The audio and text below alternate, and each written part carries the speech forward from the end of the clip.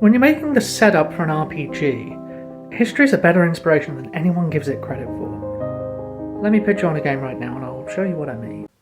The war was never meant to come here, but the greed of two great empires made them carve up our kingdom out of fear that we would turn our riches to their enemies.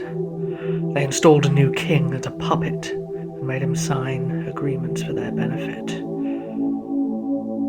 His vizier tried to rein him in vain. The vizier was exiled, dissenters were murdered in their sleep, culture was torn up by its roots, and the empires continued to profit. But from all this repression came progress. Men and women became equal under the law. New universities and hospitals sprang up, and the people found themselves growing wealthier, even as their cities still lay in ruins. With such confusion in the lands, the grand cleric of the church began to stoke the discontent of the people.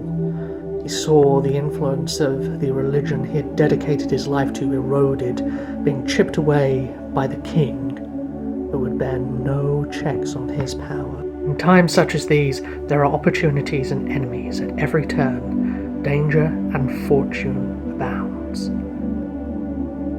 If you have the nerve to look for it. If all of that sounded like the kind of setting you'd like to explore and inhabit as a character, the kind of setting that has just mysteries around every corner, plot hooks galore, then I just sold you on a game set in Iran during the 1960s.